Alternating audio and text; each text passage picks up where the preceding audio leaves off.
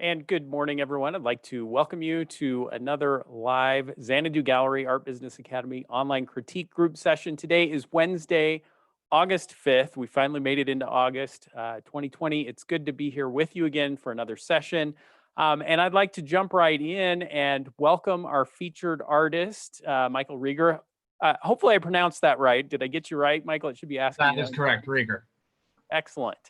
And I appreciate you being willing to come on and talk to us about your work. And as we typically do, I'd love to start with having you give us just a little bit of background about yourself, where you're from, how you came to create the artwork that you're creating. Well, I'm from Denver, Colorado, and born and raised Colorado. Lived here, traveled a lot, but it's called his home base. I've been a professional photographer for 30 years, for a long time. And so I do a lot of historical and journalism work. And back in college, I did printmaking. And about 10 years ago, I got into etching, basically converting photographs to etchings. So I've been taking a lot of my old archive and translating that into the etching process, which is something I've found just very fascinating and a new way to get back into the images and interpret them. And you mentioned in your submission that you've always been interested in art, that you have siblings that are also in Yeah. art. So where did that interest in art come from? Well, growing up in my house and with my family and my parents, if you were bored, go get your sketch pad, start drawing. So went to a lot of art openings as a kid. My parents always talk about when they got married, my grandparents gave them $500 to go buy a couch. They went to Tahoe's and bought artwork from a street artist that they developed a long-term relationship with. So his dad talks about, they've never had that couch. They still have that art. And Yeah. So it's just always been a passion and encouraged in my family. My brothers are woodworkers and painters. My sister's a potter. So we've all made our profession in the arts. And so let's jump in and start looking at your work. And maybe if you can just talk to us a little bit about each of these pieces. You already mentioned that they're coming from photography that you had created. So talk to us a little bit about the creation and inspiration in the work. So this image was a photograph originally taken in 1997 on a trip I did through Europe, covered some social issues, and it was a kind of a stock photography trip. I've always been fascinated with Notre Dame and just love this image. When Notre Dame caught fire a year ago, it really kind of hit home and made me kind of dig through the archive and pulled this image up and kind of reinterpreted it. So this was originally shot on film, good old film. Wow. And so scanned it over and then converted it to the plate. And then in that, that wiping process and really getting in there and pulling out where you want to feel and concentrate on the images. That's one thing I just find fascinating. This gentleman is an animal trainer in Steamboat, Colorado named Sam Reed.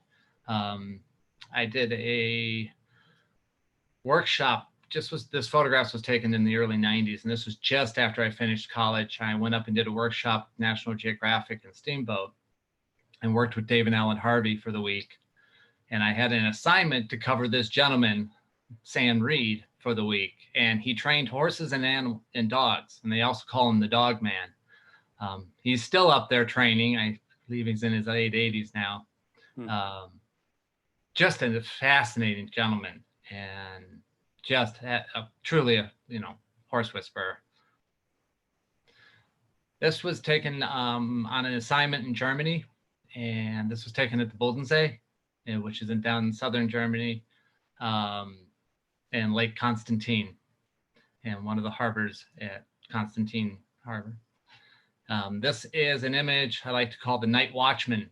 And this is one of those, always carry a camera with you, because I'm out walking my dog at night and our neighbors were getting rid of this couch. I think Ark was going to come pick it up the next morning, or they're giving it away, throwing it away.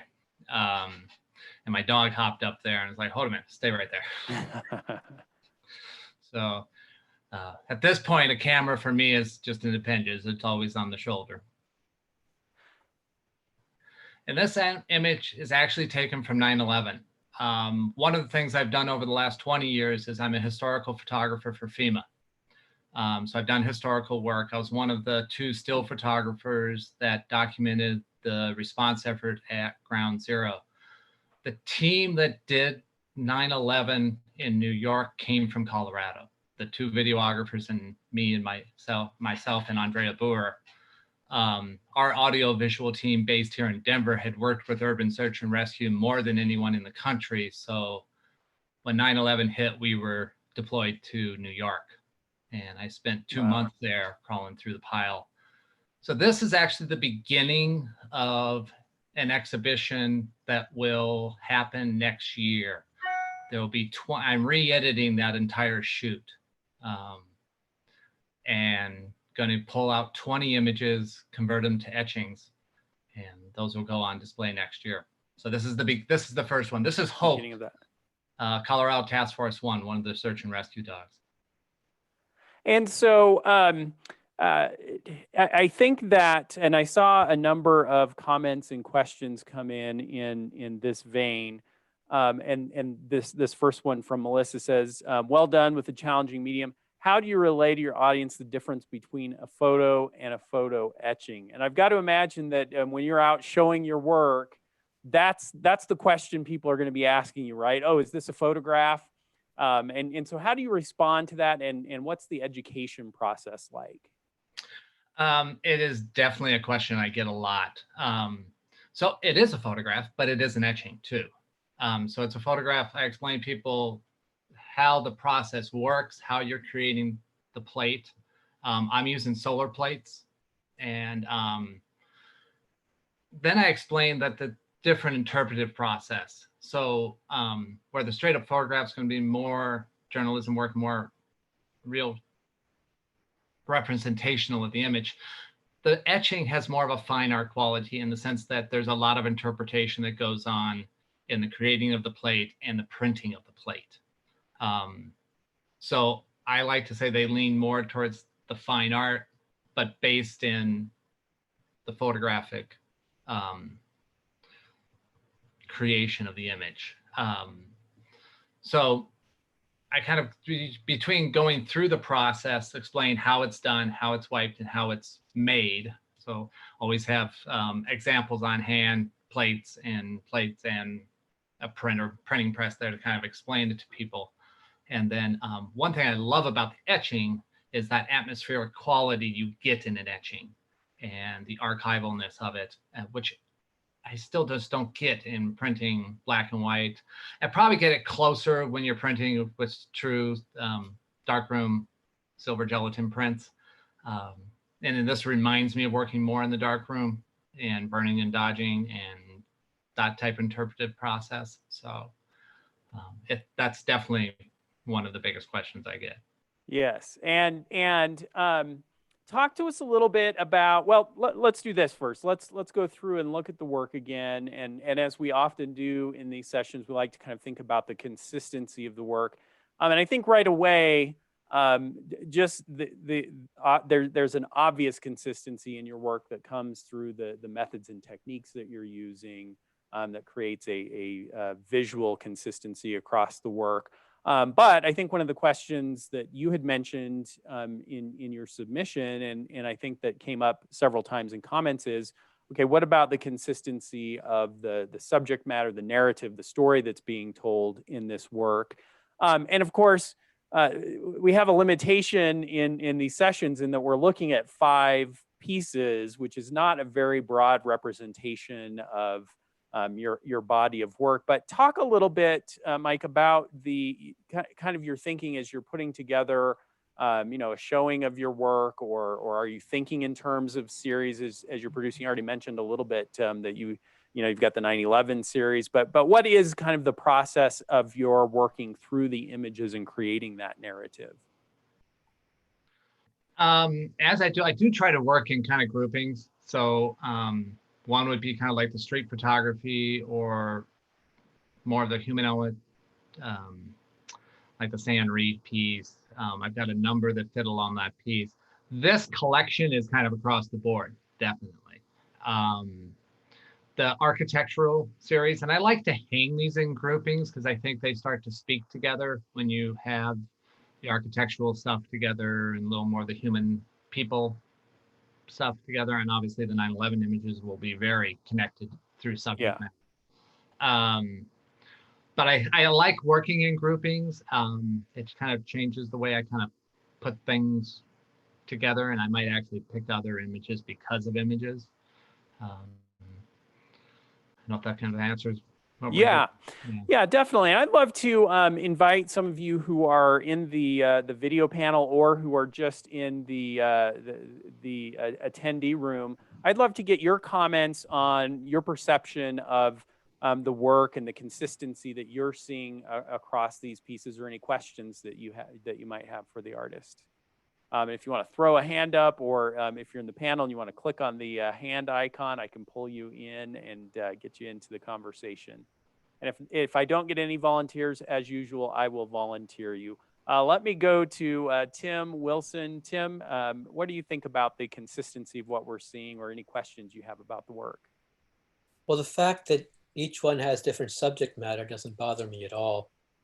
I think that the technique and the image and the quality and the medium, they all relate them together for me. Yeah, I would agree. I would think that yes, if I were to put together a showing of the work in the gallery, I would want to kind of think about the order in which to show them, and kind of grouping like pieces together. But this is a great example, I think, of how big an impact medium, and also I would say kind of artistic vision, because beyond just the medium itself, it seems to me that Mike's making some choices in terms of how the pieces are composed, the chiaroscuro in the work, that really helps tie them together and make it clear to me that there is one mind and voice behind this work that's clearly creating a body of work that could show together. Let me go to I think it's Terry Sloat. Terry, do I have you? You do, I think. Yep, I've got you. Go ahead. Yeah, Michael, your work is amazing. And this is not so much about consistency or grouping, but I am wishing that the story you just told us either came through with your prints when you have a show. I'm sure you do post that. You have an amazing background, and I've been sitting here since yesterday wondering if some of your titles feel wonderful. Some of them feel like they don't quite do your work justice. I know that's a personal thing. Oh yeah.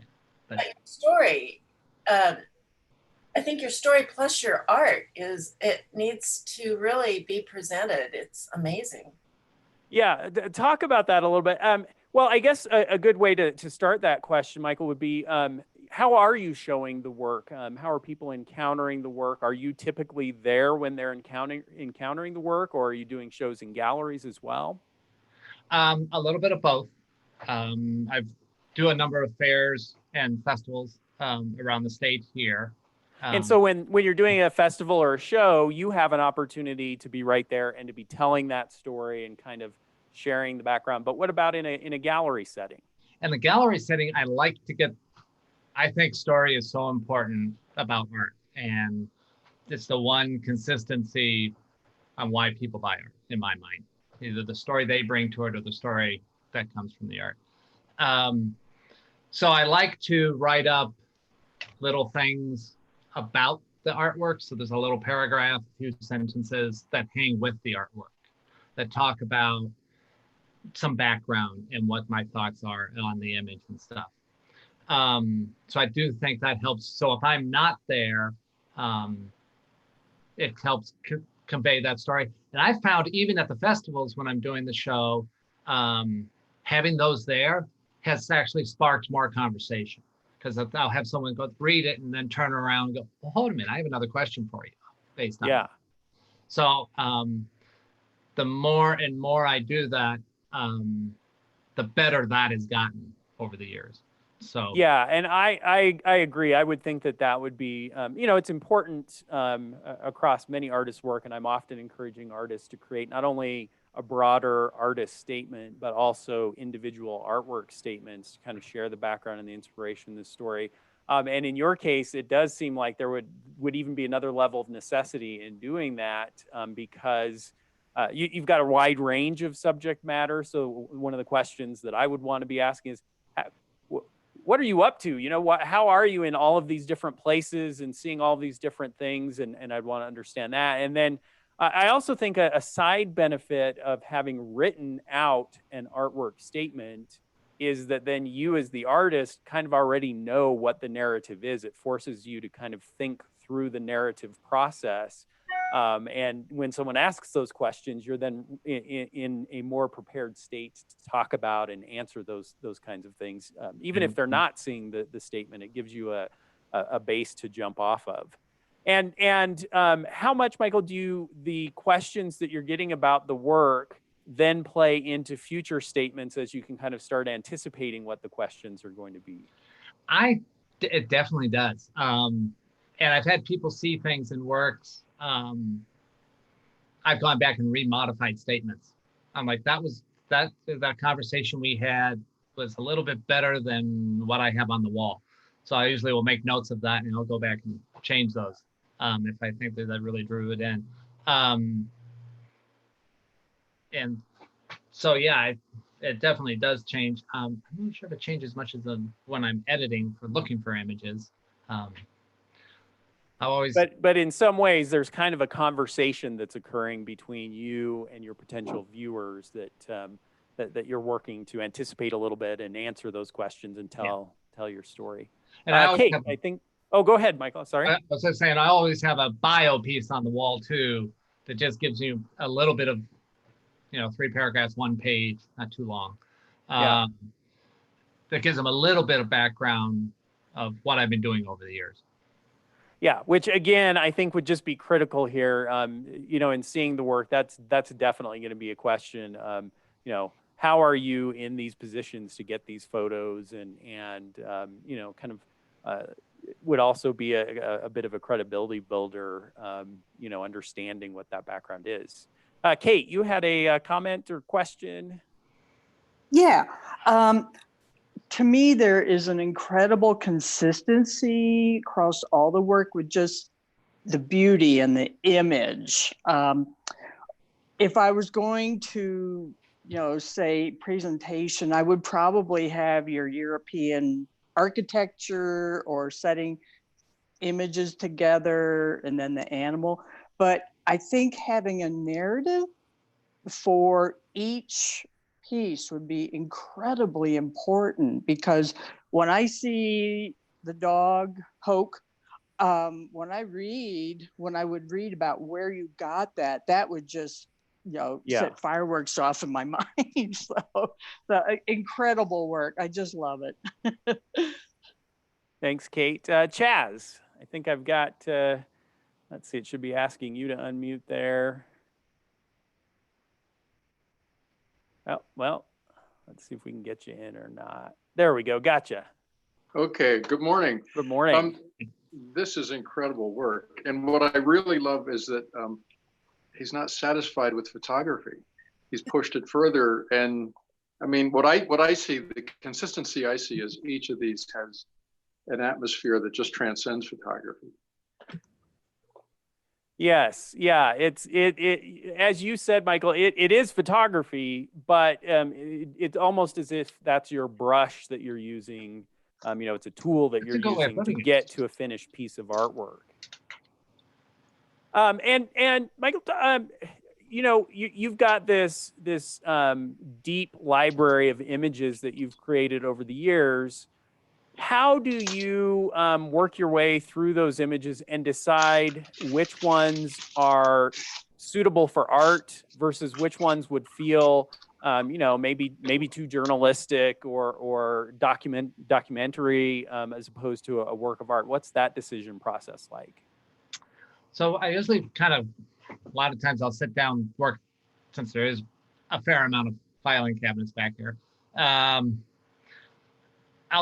pick an area. So I shot, like right now I'm working on a new series of etchings that are all based on panoramic.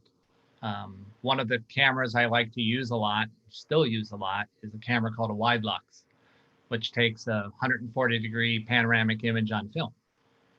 And been using one since the 80s. And so now I'm going to go going through and looking at that genre of panoramic. So sometimes I'll pick a genre or pick a place and pull images out of that.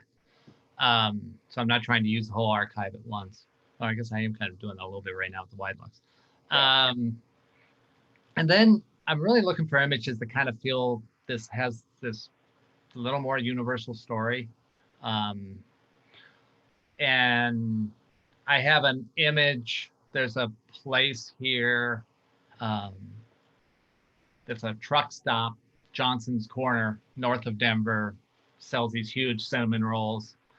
And growing up, when we took a road trip, that was the first place we hit. I don't think we ever got gas there. We just got the big cinnamon rolls.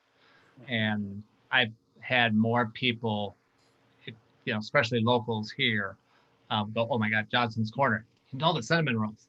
I'm like, I always stop there. So, sometimes place that's into that story. And that's where I also get in. That's image has a very story for me, but that also has a broader story that connects with a lot of people. So I do look for images that have a little more of that interpretive story there and maybe some more broader appeal. And also images that just have a strong story for me, even if I'm not sure about how. I usually base from me and work my way out on that one. Let me see if I can get one more. I think I've got Claudia in. Claudia, did you have a comment or question? Yes. Hi. Can you hear me? Got you loud and clear. Sometimes I have a delay. Okay, perfect. I just wanted to say that I love your work. I find it very emotional, and I, definitely feel the, just the use of light. And I think you mentioned that you wipe off so I'm not sure what the process is, but whatever you're doing, it's fantastic. And I just wanted to say congratulations. One of the things that I was thinking about as I was feeling these emotions, and you mentioned that you go to art shows, if the images that are very emotional and documentary, are they selling for your clients, or perhaps Notre Dame is more of a bestseller? Like, I wanted to hear a little bit more about how it's being received with sales. Great question. That's a good question. Yes. Actually, it's been interesting. I thought after I did Notre Dame, I showed it last spring, and I did sell a few of them, but it has not been a big sale. I still love the image. I'll still keep it in the collection. That shot of Simon, the night watchman, has sold a lot, has been very appealing to people. So some of the ones that have a very personal story to me have picked up very strongly. At first I wasn't sure about, the images from 9/11, how that would be interpreted. Hulk has actually, quite a few people have helped put together that, have purchased that image, and that's helping with that exhibition part. So it's been, it's always interesting. When I do a show, it always seems there's one or two images that seem to be the show image. And I'm still never quite sure how you pick that one out. But yeah, and that's what keeps your this ultimate interesting, bestseller. right? Yeah. And then that whole interpretive Right. process in wiping the plate, I saw a show in MoMA a number of years ago with Degas and all of his model prints and how he was wiping plates and how, because before that I was wiping plates, but I was wiping them more evenly. And so they looked more, they were still etchings, but they had a more straight up photography feel to them. And he had an etching plate there that was the same plate that he had learned from a gentleman, but then it wiped it 4 different directions. And one looked like winter, and one looked like spring, one looked like night. It was all based on the way it was wiped. And it just set off triggers in my brain. I was like, hold on a minute, and so I started leaving ink and I started pushing ink around and really playing with that interpretive process. And I kind of feel like at that point, and that was about 5-6 years ago, the images really shifted. And actually my sales got a lot better too. Yeah, that's and which is a great segue into kind of now shifting gears a little bit and talking about the business of selling your work and getting it out there. And let's start that conversation by talking about pricing, but also I think that along with pricing, we kind of have some other considerations, some other variables with your work that we would need to think about. For example, edition size. And so talk a little bit about what your approach has been to valuing the work and kind of how the market has responded to that and what your thought process is there. So my edition sizes are fairly small. They're usually around 25. And with the solar plates, if you take care of the plates and be very nice to them, your editions usually or be under 50.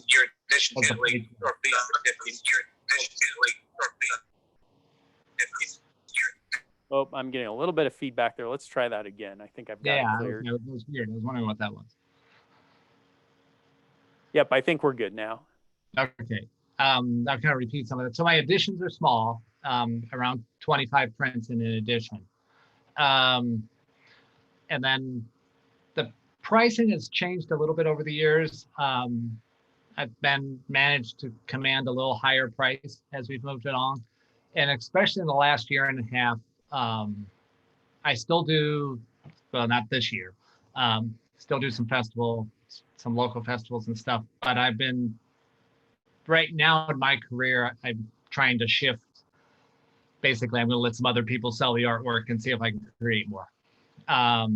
So right now, shifting to more outside galleries, and I've done some work with galleries, has been kind of my focus. And working on doing that and getting that work in multiple locations so I can spend a little more time making art. As always, still have the business side of it and organizing and shipping and doing all that. I've built up a website now of my artwork, and it doesn't have sales on it yet for e-commerce. Consistency of price is really important to me. So as I work with galleries, I don't, what they're just going to sell it for is what I'm going to sell it for. My brothers and I have run galleries in the past, and I really kind of helped everyone. Yeah, gives you definitely added perspective to have worked both sides. I showed at one gallery here in town, and after the show was over, a gentleman contacted me hoping to get a discount and go around the gallery. And I gave him a small discount and told him, by the way, I'm going back to that gallery and giving them a commission because I wouldn't know you today without them. Sure. And I still have a great relationship with that gallery. Yes. Yeah. And so you were mentioning or got started mentioning when we had the technical glitch, the edition size is 25. What would the technical limitations be on a plate? Is that 25 kind of a pretty close to a hard number, or could you produce more in the edition? I actually could. The solar plates, he always says they're good for at least 50. I know some people that have gotten up to 100 out of a plate.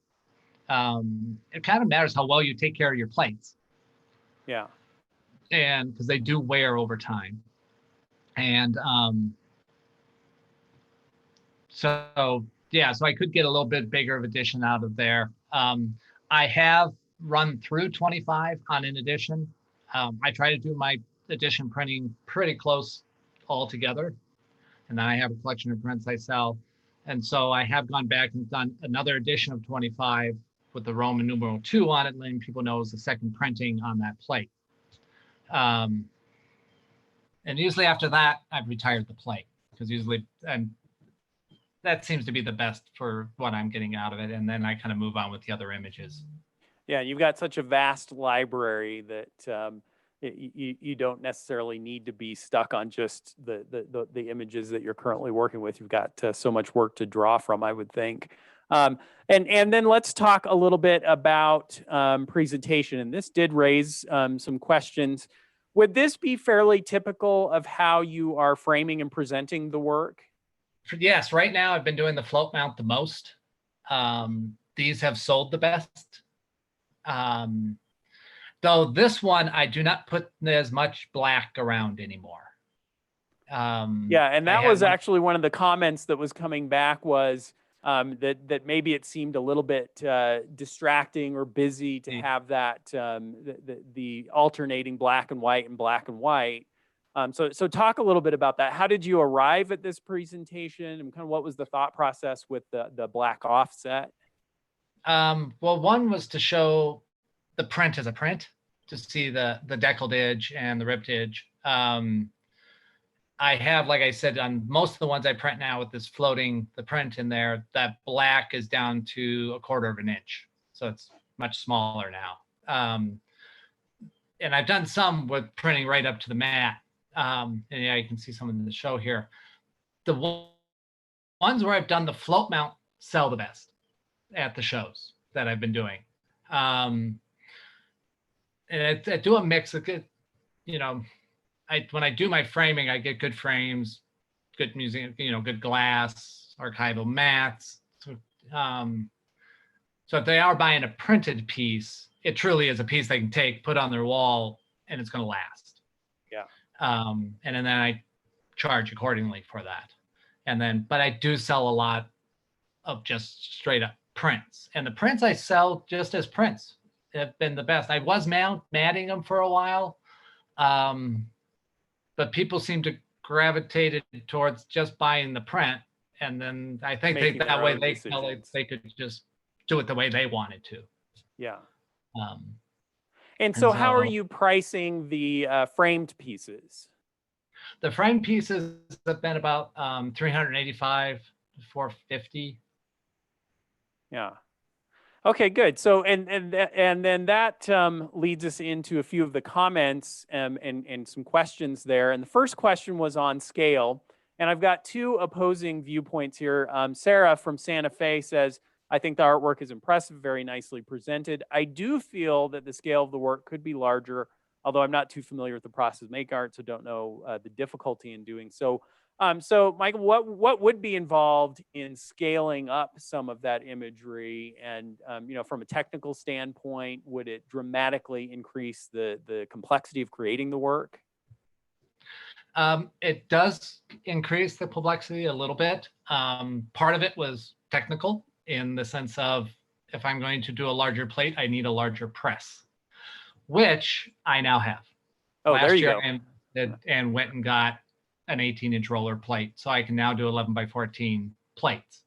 Because I did want it. Some of the images I just felt that would read better if it was a little bit bigger.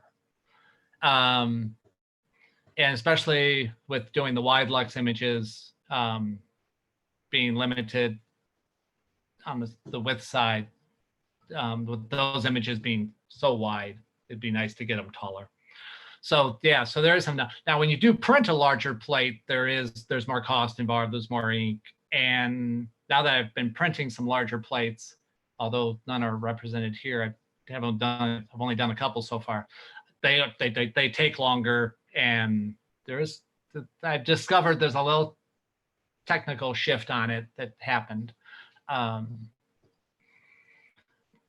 I've also had a number of people tell me how much they love the smaller, intimate quality of the print. Yes, which that leads to the next comment from Edna. And she says, I have to say first, I'm intrigued by the process and technique, which hopefully we have talked about that quite a bit. And then she says, as for size and scale, your subject and their stories seem very intimate and personal. And I'm not sure that I'd like to see them too much larger. A larger work encourages the viewer to stand back rather than to move in close and have a personal conversation with the piece. Does that resonate? That resonates really well. And I've had a number of people tell me, maybe not exactly those words, but that same thought. I love how this work makes me come up really close and really look at the detail in it. And one thing about the etchings in the solar plate, it's amazing how much shadow detail those plates can hold. And so when you do get up close, you guys start seeing, you start really getting into the image. Yeah, and so certainly I can kind of see both sides of that argument. However, I would say that doing some larger printings wouldn't necessarily preclude or take away from the smaller intimate pieces, and that there could be some interesting interplay between having those different scales. And maybe the larger ones, wouldn't be your best sellers, but we've always found that when we have some larger pieces in an artist's grouping, that it helps draw additional attention to the work. It provides a little bit of contrast where now it's not just a decision of, well, do I want one of these or not? It can be a question of, do I want one of the larger ones or one of the smaller ones? And, it's always, we find always better to kind of offer those kinds of options. And I would also imagine that as you print more and more of the larger ones, you work through some of the learning curve that comes from the technical process, and maybe they aren't quite quite as time intensive as you get deeper into them and start producing more of them. Yeah. And it just gives then a client who's looking to have work that can fill a bigger space, it gives them options. And so I always feel like, when it comes to those kind of questions, experiment with it, see what the response is, see what's involved. And then as far as pricing, you're offering something new and different as you work up to a larger scale. And so you have an opportunity to ask for those, what you'd like to. And I wouldn't be afraid to put a significantly higher price point on those larger pieces, which again, when you sell them, makes them, allows you to make a nice profit, but then also creates that contrast and kind of a value set point when a client encounters the work where they say, wow, this is spectacular, gorgeous, but I also love this little one and what a great value it is. And makes it a little bit easier for them to make a purchase on those smaller ones as well. I've got a couple of additional comments we'll try and get in the last couple of minutes here. Julia says, I think all the images are interesting and lend themselves to narrative. I think the images work well as black and white etchings. Some work just fine as small images, but I'd also like to encourage you to make some bigger work. The Man and the Horse, for instance, could work at a much larger format. And that would probably be another interesting question, is thinking about which ones, as you mentioned, kind of scale and which ones are better at that intimate level. And then Julia had another comment, and this is, we kind of already touched on this as far as framing. She's saying a simpler format with regard to matting. Too many layers with different colors for me takes away from the image. If you wanted to use that technique, I'd suggest using all one color mats. But I think, as far as this goes, Michael, you already mentioned that you have experimented with this, and that you have seen that doing the floated and the deckled edge, that is what drives the response. And I do think that it's a little different looking at the presentation from a kind of theoretical, my preference aspect, as opposed to putting it out in the marketplace and seeing what the response is. True. And so, well, let's see if we can fit one more in. And this is Edna with the technical question. Do you use aquatint as well as etching techniques, or do you achieve all that texture and tonality in the wiping process? She says, either way, I'm impressed. Thank you for sharing your work with us. I don't use any aquatint in this. So the the solar plate is a steel plate with a polymer photosensitive covering. So all that other thing is coming in more in the wiping process. Though you're getting a lot of great details when you create the plate. And you do a two exposure on the plate, one with the Meso 10 screen and one with the image screen. And you've mentioned that at the shows you will kind of walk people through some of this process. And again, I just reiterate how I think that that's important. I would love to see, and this might be something that you could have on your website or even showing at a show, but it'd be great to see kind of a video of the different steps of the process. I think that could add a whole other dimension to my understanding of how it works. If I can't be in the studio watching you do it, if I could see a video representation of that, I would think that that would be a very powerful effect as well. I agree. And we've done it. We've run ourselves right out of time. Michael, thank you so much for letting us look at your work and have a conversation about it. I know that I have not had a tremendous amount of experience myself with the etchings and lithographs and that kind of work. So it's been interesting for me to see what you're doing. I would look forward to, hopefully, once all this craziness is over, and I do get to the Denver area from time to time, I'd love to see some of your work in person. And I'd encourage everybody to follow you online. What is your website address? It's lapistudiodenver.com. Excellent. Well, Michael, thank you so much for joining us, and thanks everyone, and we'll look forward to seeing you all next week. Take care, everyone. Thanks.